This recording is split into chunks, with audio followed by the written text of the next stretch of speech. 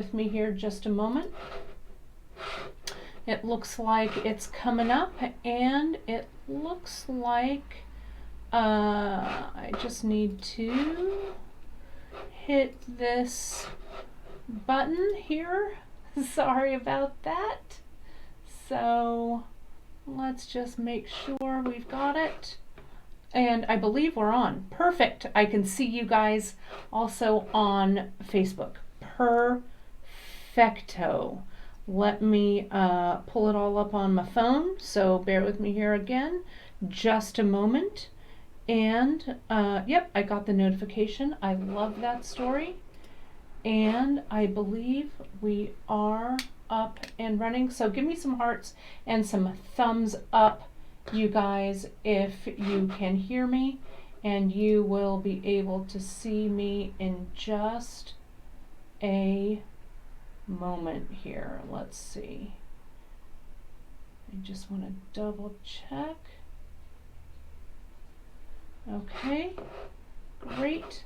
And can you guys see me and hear me okay? Just give me those hearts and stuff. It looks like I'm getting a lot of hearts and thumbs up over on Facebook, but I want to make sure you guys on YouTube can see me okay as well.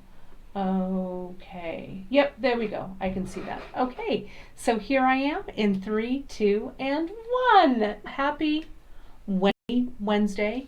We've got a whole bunch of stuff going on today.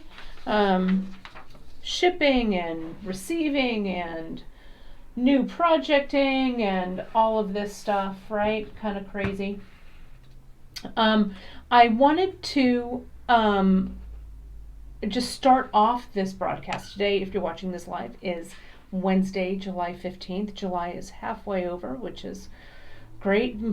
Summer is whizzing by us, right?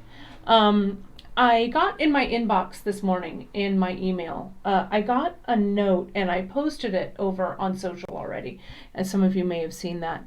But I think, Janice, it'll be a surprise to you because we haven't chatted about it yet. But I got a notice that Bead and Button is no more. The show and the magazine are closing down, which is a sad day here in bead world, in the bead world here, because Bead and Button has kind of been a staple in our world, right? The show started 20 years ago. Before that, it was the Embellishments show, and then it turned into the Bead and Button show. The magazine started way back in the early 90s.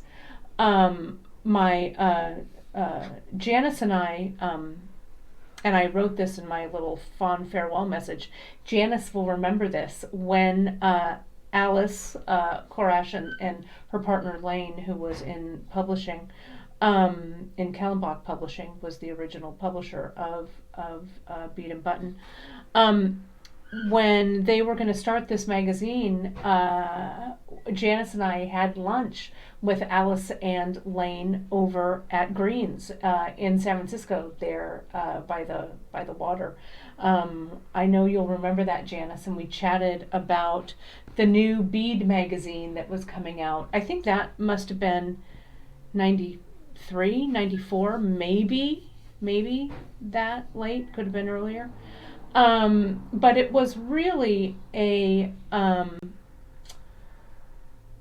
staple in our bead world. I've written many articles for Bead and Button. I've taught for Bead and Button for many years. Janice and I have taught together.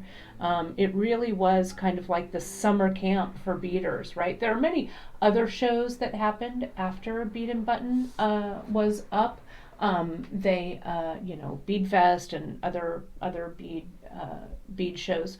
But Bead and Button really was the first, the original, and it was like going to summer camp, right? For all of us, right? All of the makers, the lampwork bead makers. I mean, you didn't want to walk down the hallway, the row with the lamp workers unless you were ready to party, right? And the lamp workers were awesome. My buddy Rashawn and Kevin O'Grady and just so many of the lamp workers, Tom Boylan, just all of those guys were great. And many of the Bronwyn Hellman, just a great lamp worker, is a great lamp worker. But that row was a party, right? And then there was the kind of like the art jewelry, Gail Crossman Moore, that group, right, was over there. Then the big seed bead group in the middle, right? Swarovski always had a presence there. So it really was, and then late night, everyone would gather. Cynthia Green Girl, her brother Andrew Thornton, all of these people would gather up, in the Miller Time Pub, and it was times that we will not see again. It was really, so it gives me a little bit of, I'm a little verklempt. My buddy, Tracy Stanley, posted this morning, Tracy did so much wire. Francesca is over here on the Facebook feed. Francesca has taught there. So it was really like the one time of the year where all of us as instructors and makers and bead vendors and merchants and all of that could come together, bead and torch and hammer and stitch during the day, and then at night party like we were rock stars. I have to tell you, it was, as we got older, we got a little more calm, but in those early years, those beaters were crazy. But anyway, so a fond farewell. The magazine, I think, is going to, their last issue is going to be the October 2020 issue, I believe. And then this year, Bead and Button, was going to be the 20th anniversary, was canceled due to COVID-19, and it will not be repeated. So a fond farewell, Bead and Button. You were, it was a good run, right?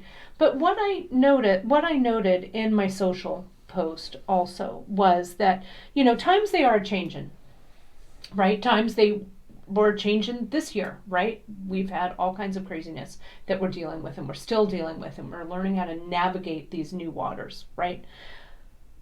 Things are happening that are great, right? Teachers are learning how to move their classes online. You and I get to spend this time here in the virtual world. We don't have to sit at the same bead table. My buddy, like Francesca, who's jumped on, you may have seen me on her broadcast a couple of weeks ago. Some other of my metal friends are all, we're all learning how to navigate this new world. Just yesterday, Janice and some members of the bead table got together in a virtual Zoom beading get-together, which was fantastic. And so as we learn to navigate these new waters, and it's hard now, and I'll tell you, I don't love traveling as much as I used to, and right now I don't love traveling at all. But I used to be on the road all the flippin' time, but now that I'm a little older and a little wiser, I don't know, I don't like to travel as much. I like to stick close to home. So we are learning how to navigate kind of this brave new world. So when it's super sad, it's just, I don't know, those of you who've been to Bead and Button and those instructors and stuff that are on this broadcast, we remember how just really just affirming it was, because when you work in this industry, we don't have an office to go to a lot of times, right? So we're working in kind of an island, and especially now, we're working in an island. So this was kind of like our water cooler, right? And so we're going to make new memories, right? We're going to make new memories. They're just going to look a little bit different. So lots of love to Bead and Button, my Bead and Button litany. But new things are on the horizon as well. Let's hope. So, alrighty. let's take a look at today's project in excitement here. My buddy Sarah, you're there. We've had some good show times. Sarah James, I know that. Yeah, someday I'll have to do a late night stream. Maybe I can get some guests on. We could do an ode to Bead and Button. We'll have to raise a glass of Miller to that. Anyway, let's take a look at the project today. So, I love, as you guys know, I love a Say Something earring, right? And I'm a big fan of this brick stitch earring. I'm going to put the camera over here so you guys can see. Emily started this brick stitch earring trend for us, right, at BEADSHOP, right? And so these guys here were the originals that Emily did, her brick stitch. And these brick stitch lantern earrings, which I just, they have kind of a lantern shape to me. And I just love them, love them, love them. And so then I kind of played around with it, and I made this guy here. These are called meteorite, these here. And then she also had the anticline sample with the little drops on the end too, which I didn't grab over here because I don't think they were all in the same place. But anyway, brick stitch, and you can see I did these round guys here with brick stitch, and then I did this one just a few weeks ago with brick stitch as well. So brick stitch is totally adaptable and makes an amazing summer earring. Okay, so thank you to Ms. Emily Miller for, all of her seed bead school work with us. They're so fun and so good. So I thought, you know what? We're launching all of these rondelles, new rondelles. I don't know if you saw the launch yesterday, but we launched 12 new flavors. Janice just jumped back on the feed here, so she had to put products, the rondelles, back in stock. We've got a second wave coming, so don't you worry. Even though they're selling hot and heavy, we will have some for you. But I was looking at these, and I thought, that rondelle, I used it here in the fringe in this one called Meteorite, and I was in love with this periwinkle rondelle. Periwinkle is kind of my summer color for 2020, I think. But this is the periwinkle and grape with Picasso coating on the top and bottom. So that's the one that I started to use with this project. And actually, that's not the periwinkle. I've got it right here. Actually, this is the periwinkle. Sorry.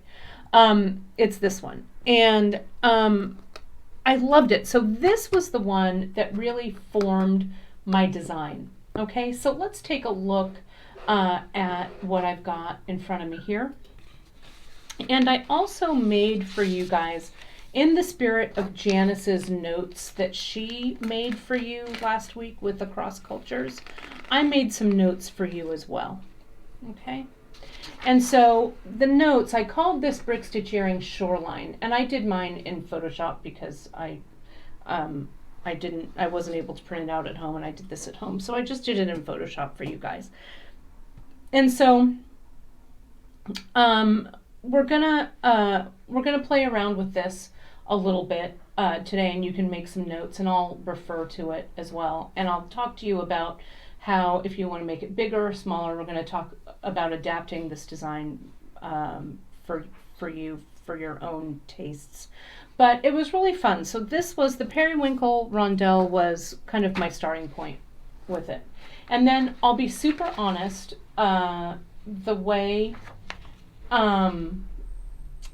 that that I went about, what do I want to say, paletting this piece, I went and I just looked to see what we had a lot of in stock.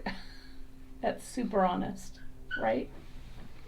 And so we had a lot of this, the 4242, which is the, let me see here, the 4242, the Duracoat Silver Lined Aqua. And it's such a pretty color, right? So I'm like, okay, these two, they work perfectly, right, together. And then I wanted something that kind of looked summery to me, and these greens, ever since Emily used this green in her herringbone piece, I also loved it. So I used, this is the galvanized sea green, which is this, oh no, 4215, yeah, galvanized sea green. And again, all 11/aughts, okay? And then this bugle, the 2031, okay? Yeah, I was totally stash diving at BEADSHOP, Cindy. You're exactly right. I just went in and I was like, what do we have a lot of? That's what I've got to use. The matte metallic sage green luster, which are these guys, okay? And then the 2091, which was the matte metallic tarnished silver, which I also super love. Okay. So I did that. And then I was like, well, I need a little something extra. So again, I went and I looked at what might make a good drop. I thought about drops. I thought about different things. And I went and I saw the rice pearls. It's the light gold rice pearls. And again, we had a good amount of those. I was all right, I'm going to use them. So that's kind of how this palette came together. Okay. And so it was, it's kind of, if you don't have a lot of these pieces, or if you're not making an order or whatever, go in and find your starting point in your stash, okay?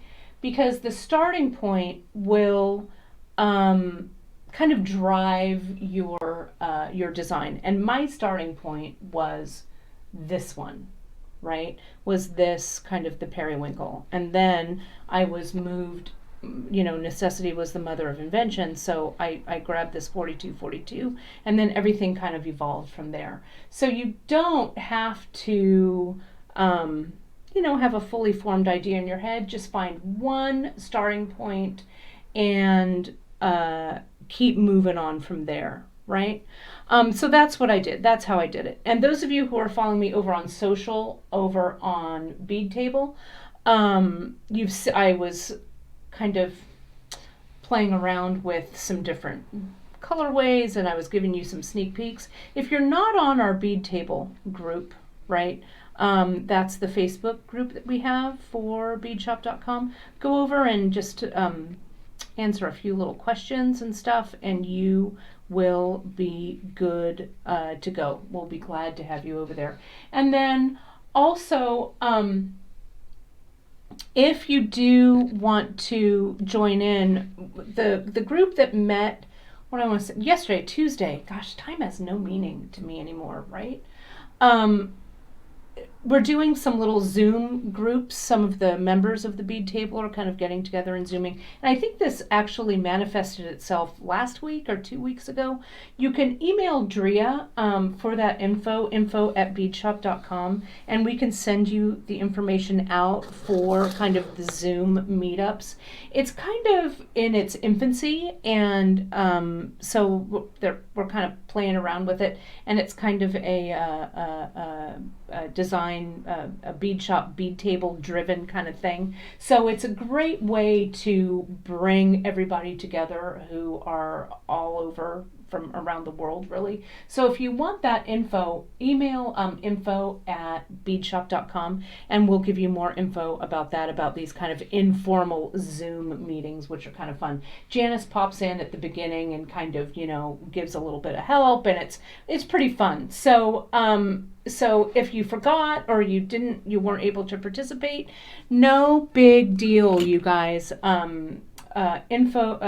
Email info@beadshop, and we'll get you guys connected. It's kind of fun. I see a few of you forgot and a few of you didn't know about it, but we'll get you guys together across the miles. Again, it's Brave New World, right? It's all cool. So we've got it. Okay, so that's the story.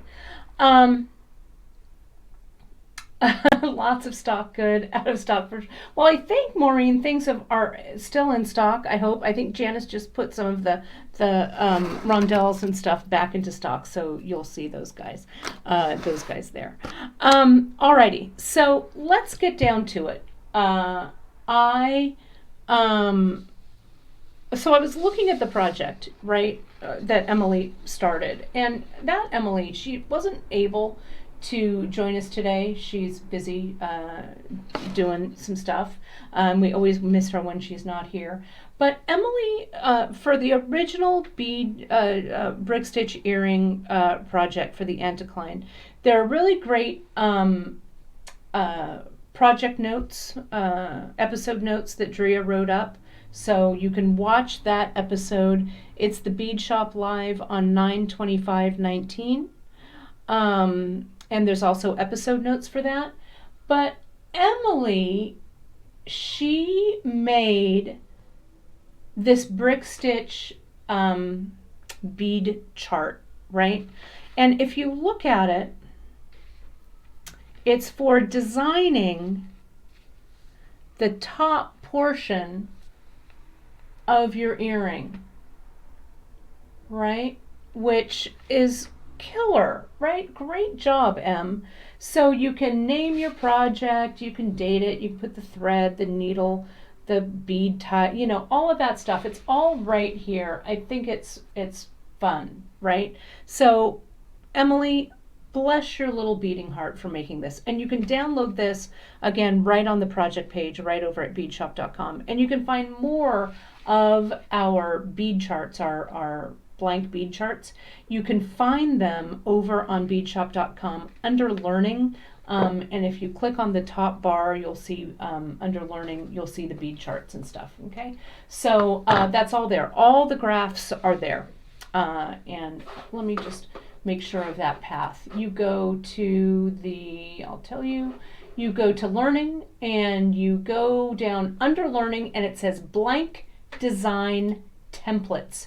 You click on that and you'll see the brick stitch earrings, you'll see regular brick stitch, you'll see 2-drop brick stitch, you'll see loom weaving, and you'll see super duos, right? You'll also see my seed bead chart for a couple of my little loomed pieces, and then Janice's sketch a necklace template are up there. And we'll be adding more to this as well, but a big thanks, a big shout out to Emily for doing these for us. We couldn't do it without you. So that's the story. Yes, Emily is a national treasure. That is for sure. So let me talk a little bit about the design from my notes here. Whoops, I need to get back to where I was going. Okay, and let me do this a little bit wider. Now, there's room for interpretation here for you with this. Okay, so here's the piece here. I printed out two. One has better quality. There we go. That's better. I called this shoreline because it looks like the sand and the ice plant that's all over the Pacific beaches and the beautiful water. So shoreline brick stitch earring. I used KO thread. Now you can use KO, you can use Hana, you could even use Fireline if you want. Use your seed bead of choice.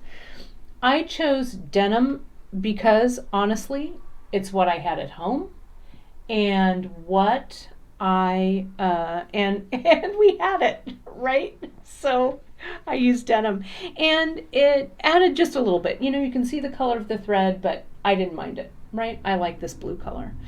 Now, the needle you use for this is kind of important. You know that my kind of default is always the size 10 sharps. It's what I like.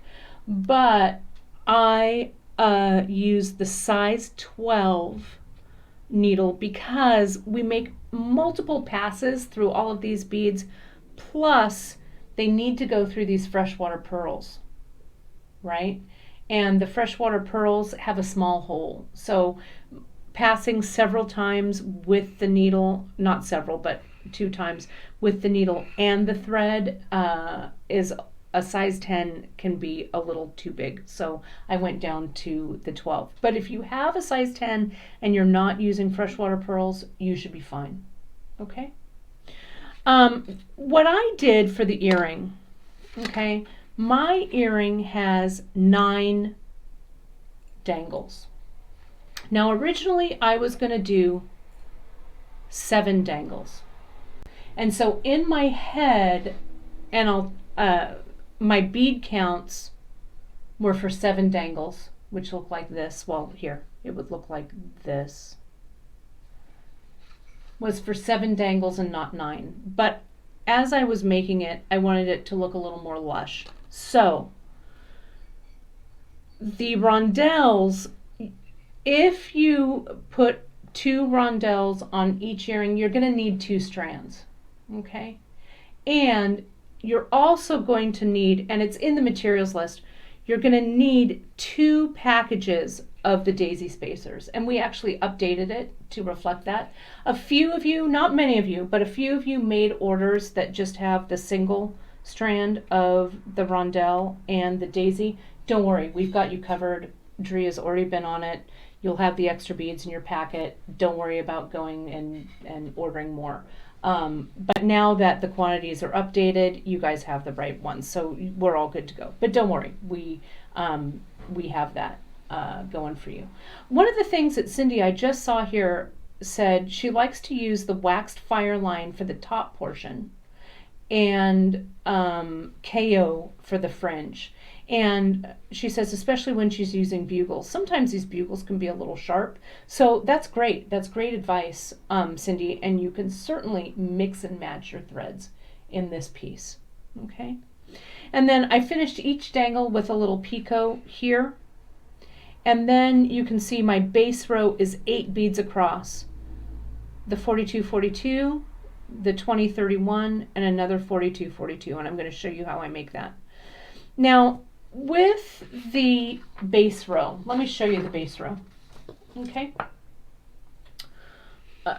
Because seed bead, I'm a stringer. I'm a metalsmith. And I've done seed bead work for a million years, but I don't have like the innate sense about seed beads like Emily has, or some of the other really, accomplished seed beaders in our bead world, right? So I struggle with it sometimes, and I have to play around with what I'm doing. So I thought I'd share kind of my mistakes with you, okay? Because it kind of helped me figure some things out. So this one right here, and let me tighten in here. This was my first one that I did, and this has 2, I'm going to count the bottom here, 2, 4, 6, 8, 10, no, 2, I don't want to know the beads, I want to know the rows, 2, 4, 6, 8, 9 rows, okay? And I thought, well, I'll start with this row. It didn't even occur to me to start with the row with the bugles at that point. So I made this row right there, okay? And then I said, okay, then next I'm going to come in and I'll add a bugle and that top bead, right, for that center. So I added this row in. And that's 2, 4, 6, 8, 9, right? I matched the number of bugles to the number of the rows that I did for my first pass. And see how wonky it looks, right? So you can see that my bugles kind of shifted over because I started the second row. I started under that thread path right here, and it just was off. And I'm like, well, maybe I'll add another bugle. And I'm like, no, I don't want to add another bugle. So this was a non-starter, right? So I put that aside. So then I thought, well, let me start with the center row and see how, again, it's not centered here. This lines up, but this was hanging over here, and it just wasn't working. So now I started a second one, and I counted 2, 4, 6, 8, 9. I put 9, and I started with this section. So I did the 11-aught, the bugle, the 11-aught, and I brick stitched that all the way up. And it looked a little funky. And then I started that second row, and I have 2, 4, 6, 8, 10 slots that are coming out. And I'm like, wait a minute, this is starting to get crazy here. I don't want 10 dangles. I don't want this. This isn't working. So I thought, well, if you do this center row, the row below it, let me get a little bit higher here. If I do that center row, the row below it has to have one more section of beads, right? To kind of even it out, because 9 up here and 9 here, you still have this space, right? So I thought, all right, I'm going to reduce this middle section because it's still, and it looks big. I reduced it to 8. So there's 8 across here, right? 2, 4, 6, 8. Then on the ends, when I added that extra row, this is 8, so this is 9, and that sets me up for my dangles down here. Okay, and I'm going to show you how I do it. I have one that's here, and I'll kind of walk you through it there. But then I worked my way down, and then I would work my way up here. All right, so I think 9 really works for me here. I also made this topper. This was actually the first one that I made, and I liked it, but as I was playing around, and I'll talk about the design of how I designed the dangles in a little bit, how I lay them out. As I was laying out the dangles and playing around with it, this just didn't seem luscious enough for me, right? I wanted this top portion to have a little more say something to it. So I put this aside, though I kind of like it. You can see I started with this row right here, 2, 4, 6, 8, 9. There were 9 here. And then I reduced it down 2, 4, 6, 8. So this would have 8 dangles coming down from it. And I kind of like that little kind of lanterny shape that this one makes. And then I did a 2 drop, 2 rows here, 2 drop here. I did a single row of this blue, 2 of the silver, 1 of the blue, 2 of this last row, and then made 2 and 2, and then made my loop up there. So you can really play around with how you're going to lay this out, right? And this was so they go so fast, right? This little brick stitch section. So don't sweat it. If you make one of these and you're like, that's not working right, just set it aside so you remember what your mistake looks like, right? And then you can start again. So Kelly, welcome. It's great to have you here. It's her first time here, joining us from Florida. Kelly is saying, I've never done brick stitch. This may be too complicated for me at this time. Well, not. It won't be super complicated for you. And I'm going to show you how and why, right? It's not too difficult. And I think with the learning resources that we have, right, you'll be able to just jump right in there and it'll be good times. I promise. Let me just do this real quick here. I just have to update something for you guys. Where is that? And I will be right with you, but I'll let you look at this beautiful piece right here, and then we'll jump right into it. If you haven't already, you can jump on over to BEADSHOP.com and take a look at all of the kind of exciting and fun whoops, sorry. I also am now talking to myself. Sorry about that, you guys. Oh my goodness, there we go. But you can download all of the charts and all of that kind of good stuff as well. So sorry, I had a notification from live stream, so I want to just make sure that our live stream doesn't stop here. So bear with me.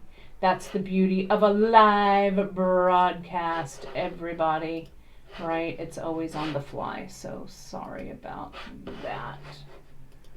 Give me 2 more clicks, and I will be back with you here. I appreciate your indulgence for me here. Just 1 second. But again, we don't want to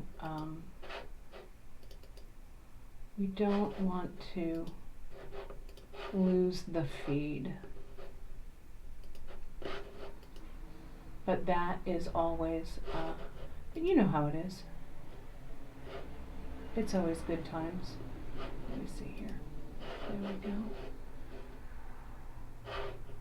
Okay, I think we're good to go. Sorry about that little blip on the radar, but I am ready to go. Okay.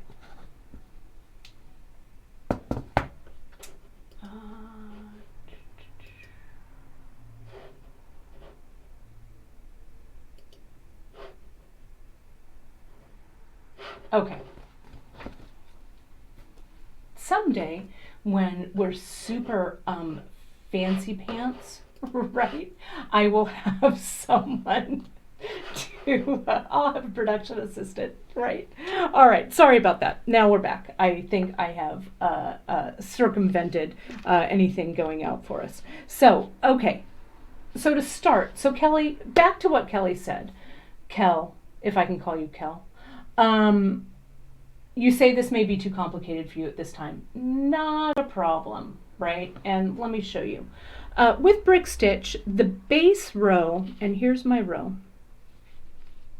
This base row is kind of your first step, and you do that differently than all of the other stitches in the brick stitch piece. Okay? So I'm going to start with, the way I started with this row right here.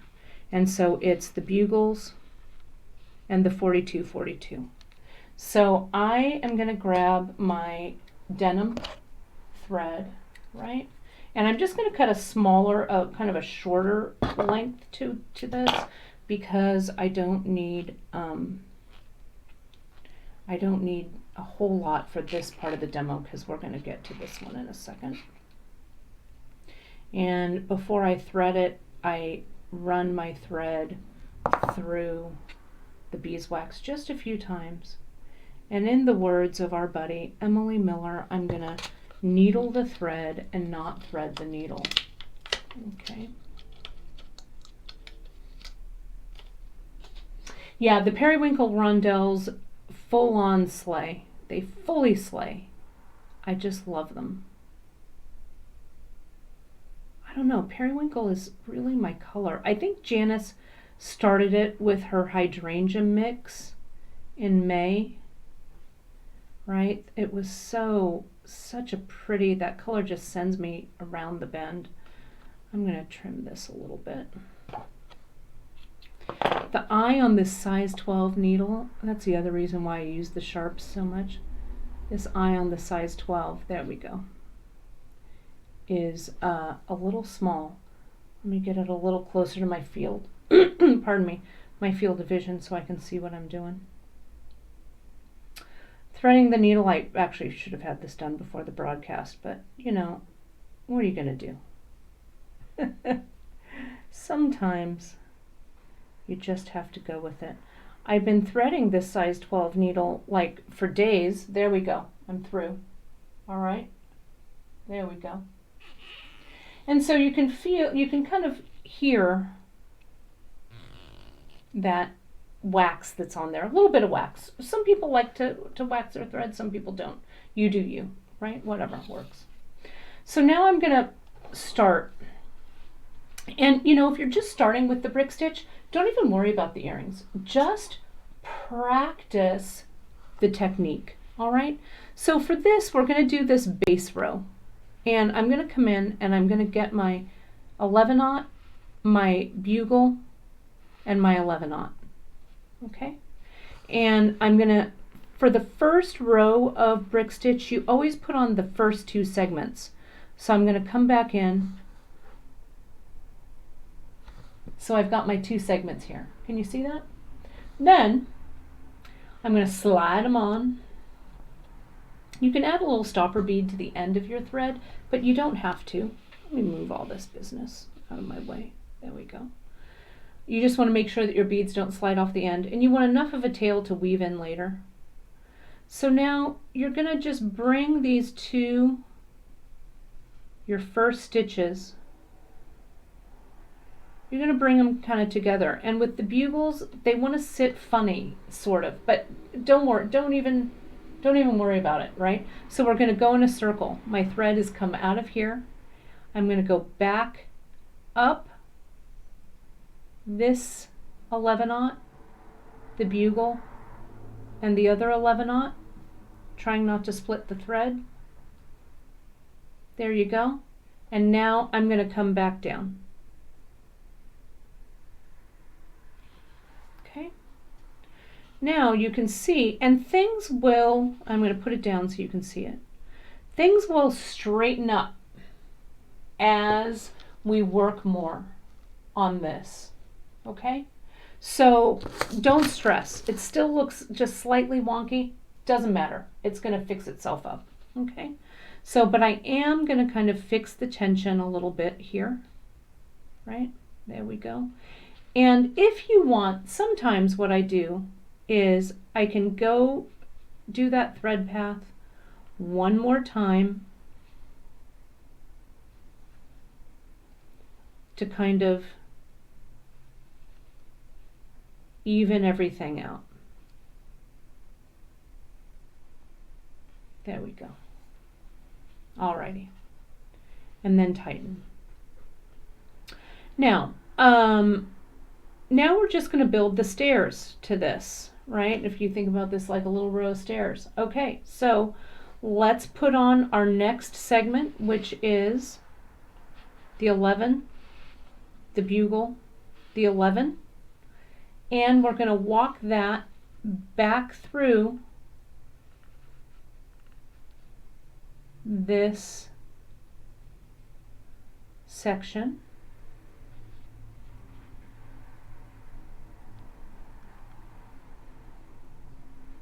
There we go.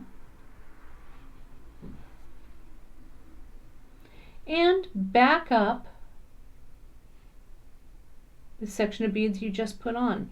So essentially what you're doing is, and see, there we go, and see how now with the addition of that third row, everything just kind of falls into place, right?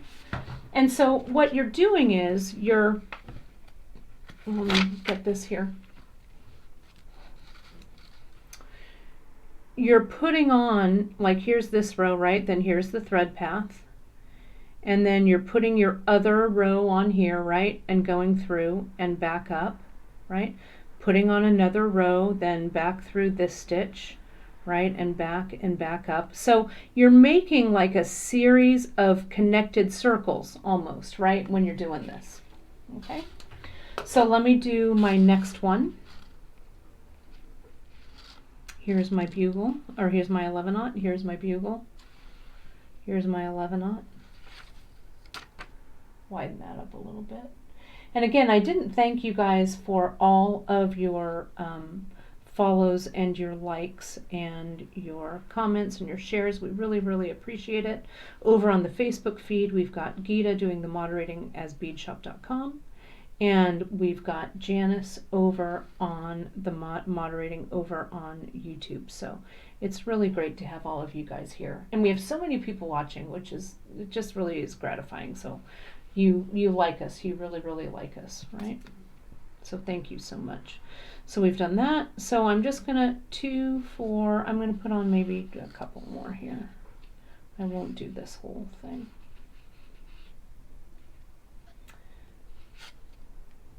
I left my cup of coffee sitting on my Nespresso in my office, so I can't take a bracing drink of coffee while I'm doing this, but sometimes a bracing drink of coffee will help you here. Alrighty, so let me get this tail out of the way. There we go. So I put my beads on, and I'm just going to come through my little grouping here. There we are. And then remember, you have to, whoops, my thread's twisted. You have to come back up through, there's no other place for your needle to go, right? You have to come back up through that bead. And see how now things are coming together, all right? 2, 4, 5, let me just do one more. 6, because I put an even number in this row to make an odd number of dangles at the bottom, okay? So let's just say these are going to be 6. I won't bother to put on the 3 more, or the 2 more for 8, okay? So now, once you've done your base row, you can decide if you want to go down or if you want to go up. What I did here for this one is I came in and this little, oh, I think he just walked by. Hey, did someone text him? Were you listening, Lovey?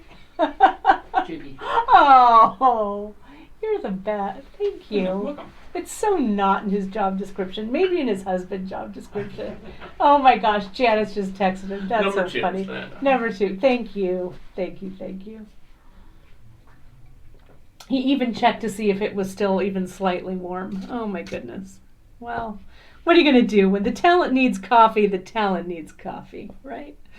You guys are so funny. Way to make it happen. My mom also texted Chris. Oh my gosh. You guys are funny.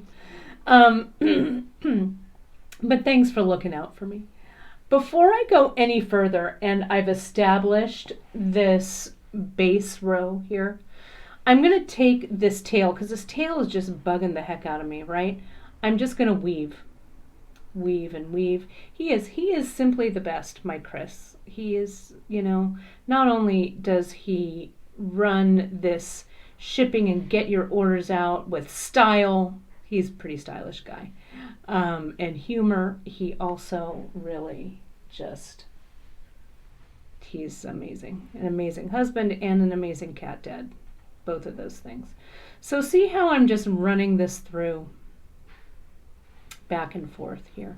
And he puts up with me, which sometimes is no easy feat, right?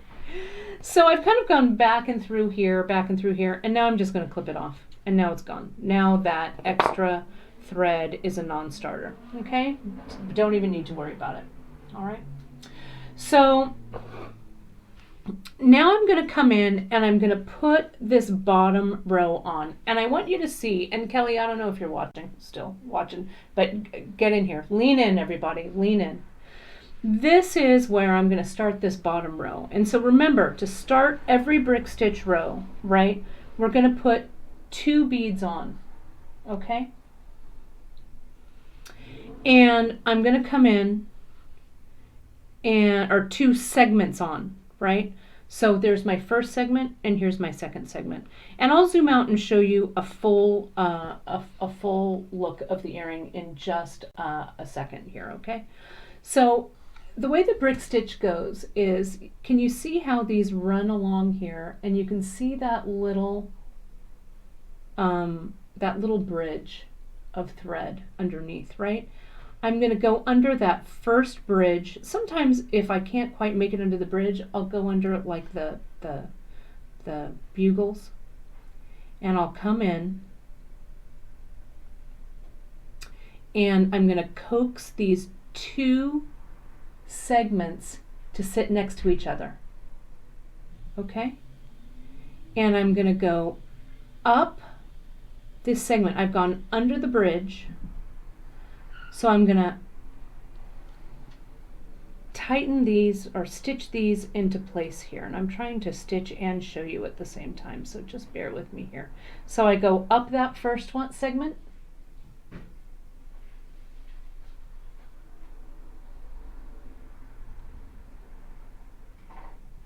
down the second segment,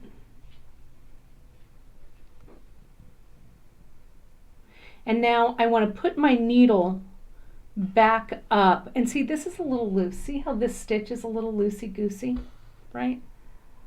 I'm going to take care of that later. Don't even worry about it right now. I'm going to come up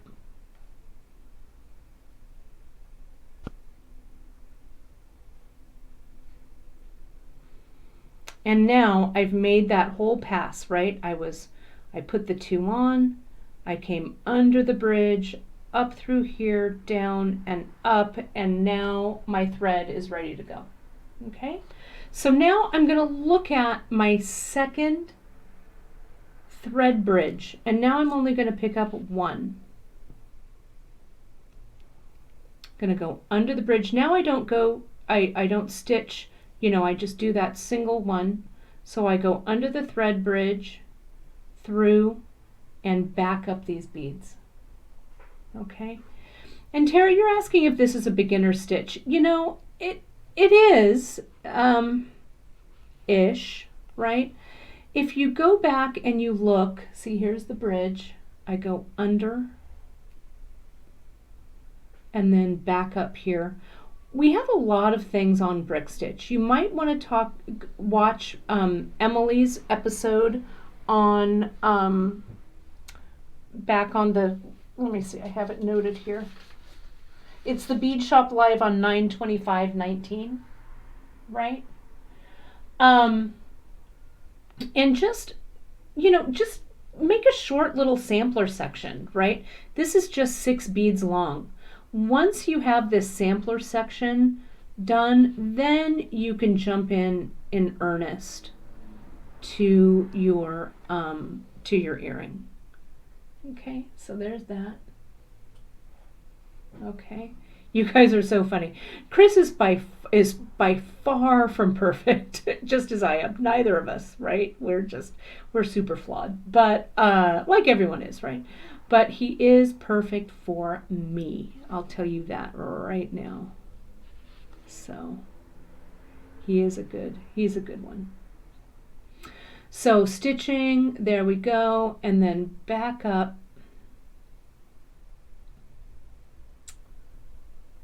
Back up through this one. Okay, now we're almost done, right? If I have 6, 1, 2, 3, 4, 5, 6 here in the center, I need to have 7 of these sections. 1, 2, 3, 4, 5, 6.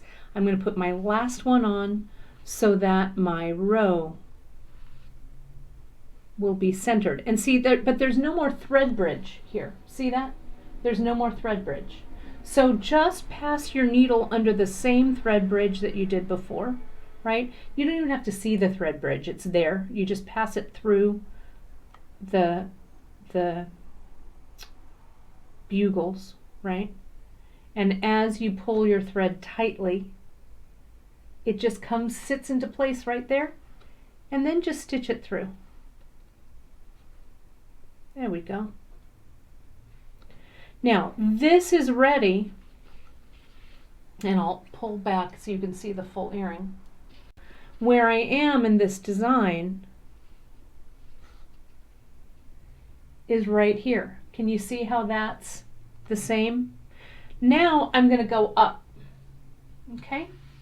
And so I'm going to, and don't be afraid to jump in. Just get yourself some seed beads, and you don't even have to do bugles, right? You can just do the center section, something else, cubes or even seed beads or whatever, right? Just practice. You'll really get it.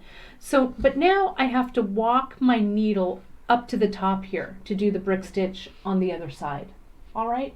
So all you need to do, you guys, is come in. I don't want to go back through this section of beads because my thread will pull out, right? So I'm going to go to the section next to it, okay? And I'm going to go up through that one and up through this one. And now look, magically my needle is ready to go. Okay, so on top of this, on this one, you can see I started to taper right away. So I've got 2, 4, 6, 7 up here, right? I've got 8 here, so there's 7 here. So if this is 6 here, how many little segments do I need up top? 5, exactly right, 1 less. So remember, for the first row, what do I need to do? I need to add the first 2 sections on my needle. The first stitch is always different, right? So there's 1 and 2. Look for your thread bridge. Here it is. Here's a thread bridge. Yeah, and if you only have seed beads, Tara, you're saying you only have seed beads? That's cool. Just do it with the seed beads. Don't worry about the bugles, right? I did that here with this one. This only has seed beads in it, right? And so does this one, this little topper. So you're all good to go. Don't worry. Now I've gone under the thread bridge here, okay? And my 2 rows, my 2 little segments are going to come in.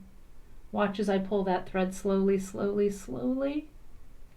And those 2 are now sitting side by side, okay? I'm going to lock it in by bringing my needle up the second segment.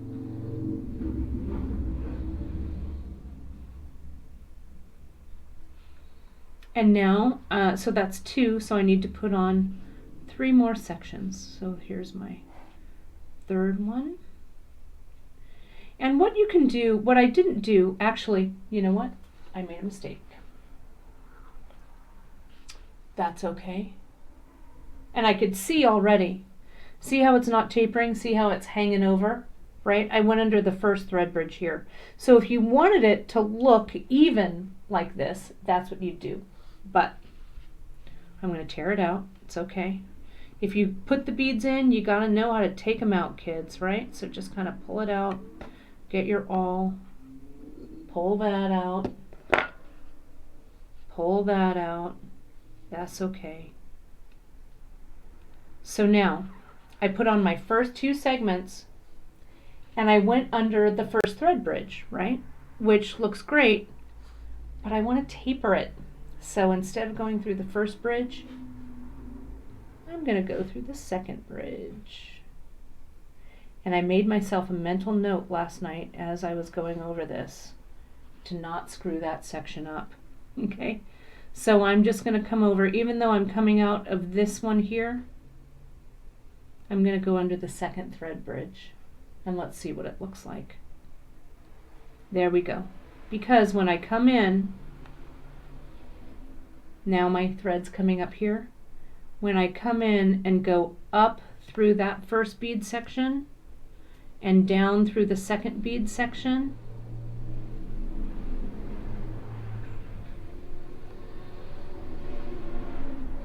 there we go. See how that's now tapered in and not hanging off the side. Okay?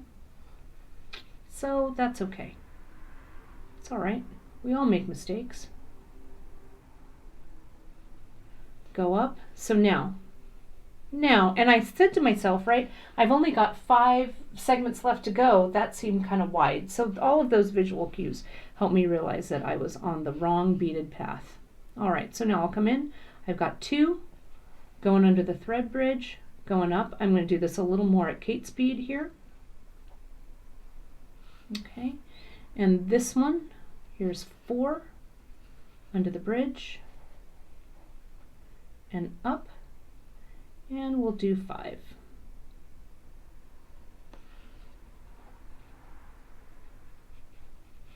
Tighten that tension in there. You don't need your tension to be like, you know, super tight, tight, tight. It just needs to be nice and firm and consistent. Okay, so that little bit of an extra tug or whatever you do right at the end, see, like I pull my thread through and then I kind of hold it, I give it a little tug, there we go. Okay, so here we are. Here's this one. So see how that tapers. Lorraine, that is great advice. Lorraine is saying try to go to the BEADSHOP website under projects and look for heart on my sleeve, right? That was a brick stitch heart project that Emily did eons ago, and it's really super easy and super satisfying. That's a good one to do, heart on my sleeve.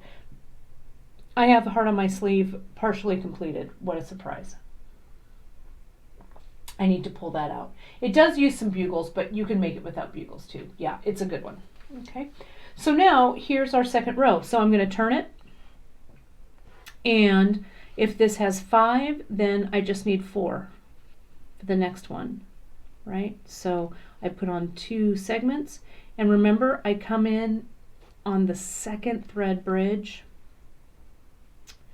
and I'll go up this segment and down this segment in between the beads. If you just put your needle in between the beads, as you pull it through and up, you'll automatically make sure that you're in the right space. Bring that needle up.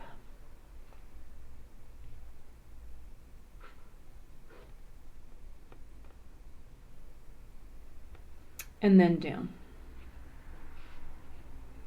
Okay, so that's 2. Here's 3. Janice, what are you doing putting links up there on Facebook? Gita's beating you with those links every time. But we thank you so much, JP, for jumping in and doing those links. I know everybody super appreciates the links so they can find things. So there's 4, right? And I'm going to flip it over. And we'll do 3. 3 segments. Remember, the first 2 go on. Oops, come here. So I'll go under that second bridge. Up through the first.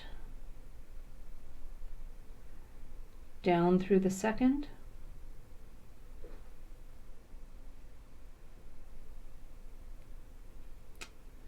And back up through the second. And then just one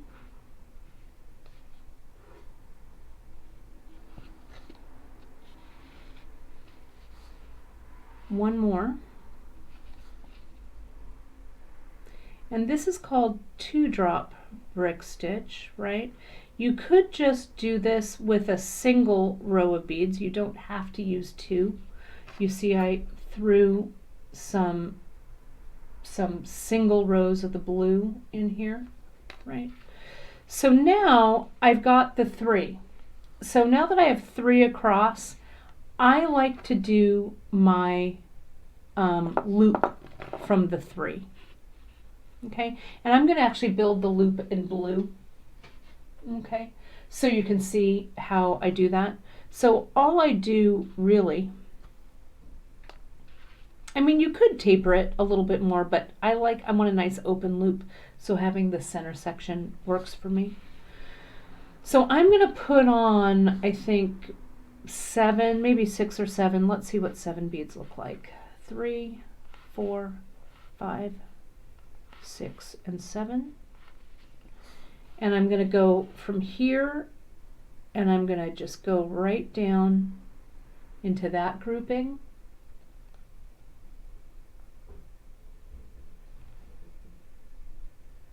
And put it down. All right, and there's my loop.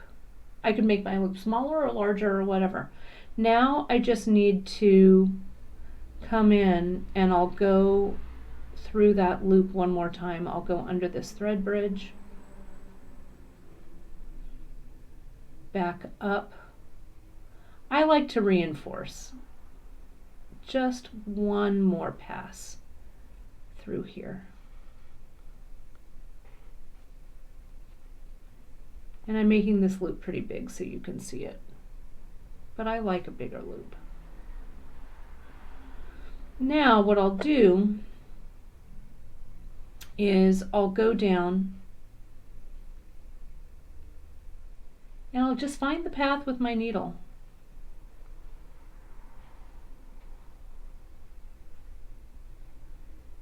And I will bring my needle out where I'm going to start my dangles. Okay, like so. And that's it. Now we're ready for dangles. Okay, easy peasy. So let's take a look at the dangles. Okay, and I'm kind of looking, hopefully I've answered all these questions so far. So this is ready, and you can see the difference between the 6 across that I did and the 8. So if you don't want such a giant earring, right, you know me, I like a big earring, make it a little slimmer. Start with a row of 6 for your base row, or even 7 for your base row, but then you'd have 8, you'd have an even number of dangles, so you wouldn't have an odd number for the center one to be longer. But whatever you want to do, okay, whatever works for you. Whoops, sorry, I kicked over my keyboard here. There we are. Okay, so with the dangles, I want to talk to you a little bit about designing the dangles and stuff and how I did it. This is a super big mess, so let me just clean this up a little bit here. I should have gotten a little dish for all of these, but you know, why would I do that? Why would I make it easy? I'm just going to kind of move these over. I know, it's like a big bead mess, but that's all right. So when I started, I started to kind of string my dangles and stuff, and I didn't really plan it out, and then it was kind of a mess, okay? So I switched gears, and I started with my center dangle, because that was the longest one there, okay? And so all I did was I got a piece of thread, strung it with my needle, and I started playing around with what the dangles would look like. And I think this is a great way to kind of design your dangles. And you can have them in a taper like this, or like Emily did here with these dangles. She did them all straight across, right? So straight across dangles like this would look pretty nice, I think, on a, look, those fit just right in there, right? On a smaller earring like that, right? They don't have to taper. But let me grab one more needle. I've got it here somewhere. Hang on.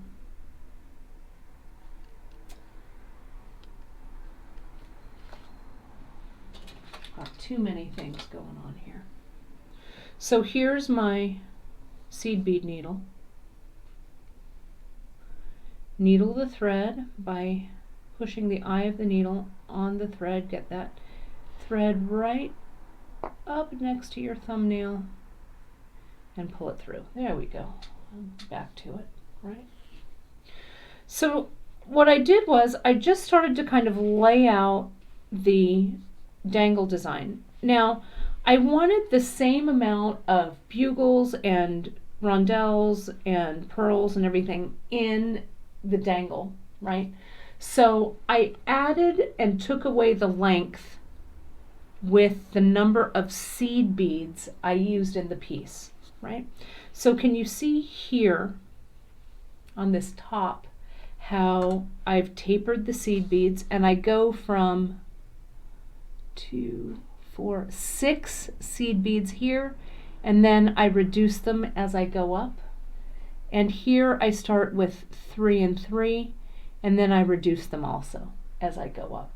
Okay, so I'm just going to do a tester of how it might look. So let me get it a little tighter so you can see this. So I started with 6, I guess. 1, 2, this is the center dangle. Okay, 1, 2, 3.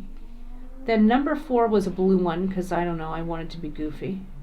And then 2 more. So that's 6, right? Then from here, I did another blue one, blue 11, another bugle, another blue, and then that's where the green now is coming in. So let me pull those. I'm going to pull those down. I use that sea green. I used 3 of those bad boys. Then I had a daisy, a rondelle, a daisy, and then I just repeated 3. 1, 2, 3. But make up your own design here if you want, right? What I did was I strung up several, and I should have brought them. I think I actually might have cut them up because they were so bad, but I made some different dangles, different configurations of all of these beads. And then it kind of helped me figure out what I wanted my fringe to look like.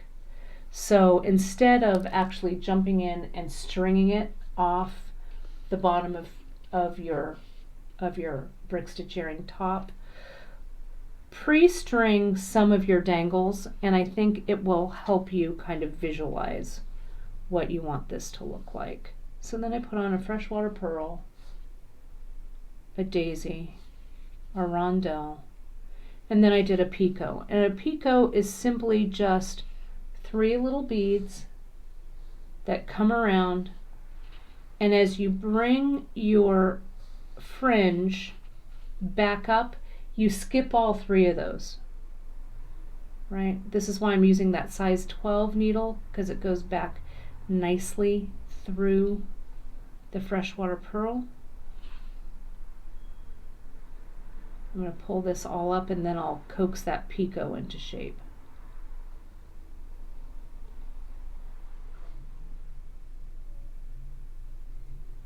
Try not to skip a bead. Try not to let the beads fall off the other side. Okay? Now if I bring all this up, as I tighten to see what my little fringe looks like, I'm going to coax that picot in so it sits with the little beads like a little clover. See that? Yeah, this is the Zen portion. Okay, so once I've done that, so now I'll just keep, then I kind of went, okay, how am I going to taper it, right? So I cut this off. I just had my little piece here, and I cut it off, and that was one of my dangles, okay?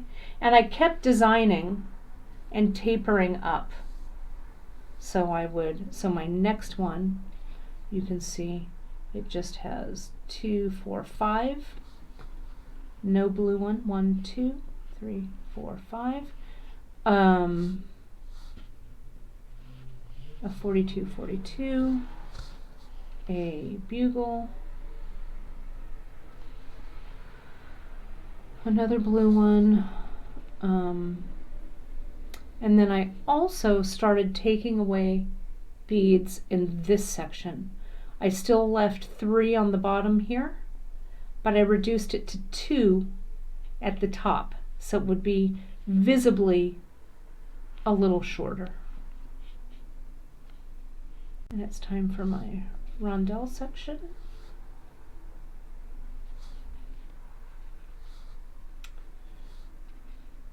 Rondelle section number 1.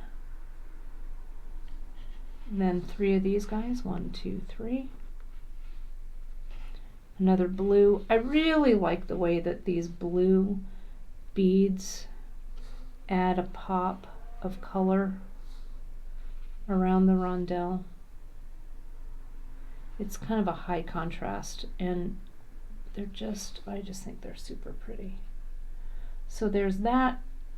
Then my daisy. If you want to use fewer daisies, you guys, you can omit the daisy like from the bottom here. You need just a little more than 1 bag, so this calls for 2 bags here. So, but you could get away with 1 bead. I think in these total earrings I use 54 daisies, and they come 50 to a package.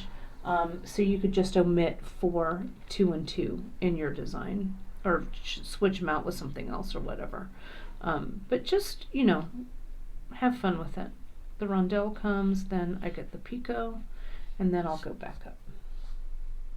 So as you play along here with your design, what I did was I did all 1/2 of, let me just complete this and I'll lay it out so you can see it. I did half of the fringe and I arranged it and I made sure I liked the way it looked. Okay. Then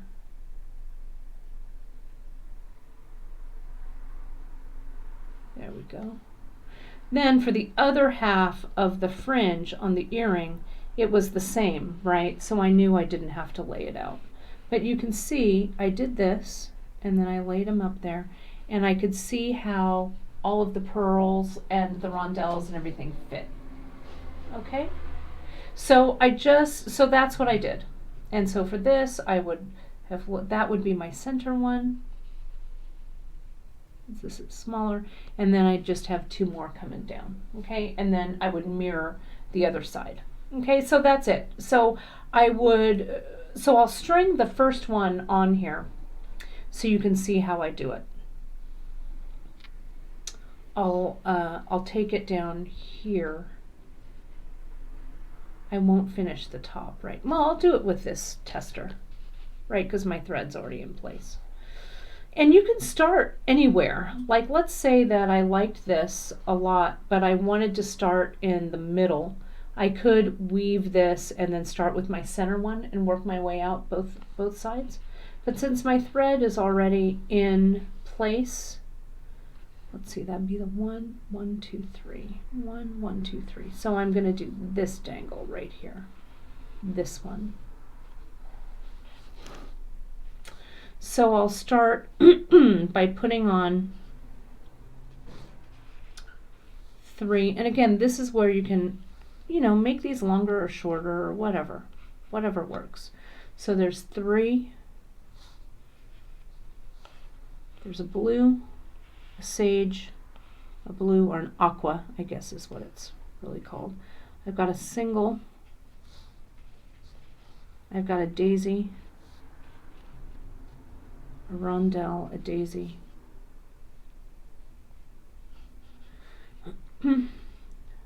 sea green, aqua. Do you guys talk to yourselves while you're doing this? Talk your way through it? No surprise, I do that all the time. Pearl. I was picking the pearls that looked more like drops and less like ovals. Right? Whoops. Pearl doesn't, yeah, no, that's right. The pearl goes on. Then the rondelle. I was doing it right. Then everyone's favorite, the picot. Now, you don't have to do a 3-drop picot. You could just do a single drop, right? You could just put 1. If you don't like the look of the picot being so big at the bottom, you can just use a single seed bead and then come back up. It would be a little less crazy. Oh, Pam says she's listening to my playlist. Awesome. In this morning's newsletter, you saw Chris's pastime, and you saw one of my pastimes, which is making playlists from when I bead, and Drea linked my Spotify playlist in the newsletter. I also linked it in the bead group. Be warned, it's super eclectic, but that's what I've got. So I hope you like it. So here's that, okay? Then to bring my needle over to the next section for the next drop, I just come up. Remember that base row, or the row below the base row for so long ago? I'll come up it, and then I'll just pop my needle over, down the next one, and make my next one. And don't pull too tightly, right? If we want it to be visually tight, but we don't need it to be super physically tight. Okay, so tighten it up and then just do all of your drops across. Okay, and that's it. And then when you're done, you're just going to weave it off just as I did before when I wove off the top. Okay, that's all she wrote. Then what you're going to do is you're going to grab your ear wire here. Okay, and you're going to open it up. Slide the earring on,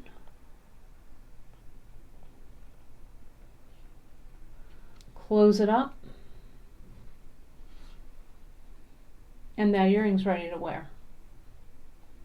Okay, It is good to go. And you can find, of course, the entire materials list and all of the supporting materials over on beadshop.com. If you go to the homepage and you click on live broadcasts, it's the one that's just right in the upper left position there, but it's also called Brick Stitch Earrings. You can find it in both places. Okay, so I hope I've answered all of your info. It really is, brick stitch is super easy. You just have to kind of understand how it goes together. And remember, you put the 2 on at your beginning of your row and go under the thread bridge. And if you practice with a little small piece, right, like this, and if you screw up or if your thread gets all twisted or whatever, it doesn't matter, right? All you do is just cut it up, right, and start again. You're not investing a huge amount in time nor in materials. Right, and then when you are good to go with this, you know, with your little practice piece, jump in and then make your magnum opus. Okay, so that's, I'm going to put one in my ears. It was nice of you guys to compliment me on my finery today. This is, I'm wearing the other earrings I'm wearing were my wedding earrings, but I had those wedding earrings in and my brooch from my wedding back in the day, but it was violets were my theme. But you can see it's a nice, let me take the scarf off so you can see it. Okay, there we go. There we are. Do you see that? So it's a nice length. Okay, it's a good one. And someone asked, Julie, you asked, and it's a good question, how many seed beads equal one of the bugles? I will answer that. That's 4, I think maybe 5. Let me switch the camera. Yeah, I'm gonna have to make the other one because I wanna wear it. Here's this.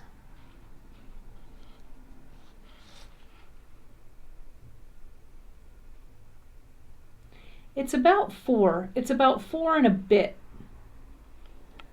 See that there? It's about 4. Okay? It was good. So let me pop over here and say that you can jump over to beadshop.com for information on the project and the products from this broadcast. You can sign up for our newsletter for all of the latest discounts, giveaways, product notifications, all kinds of cool stuff there, right?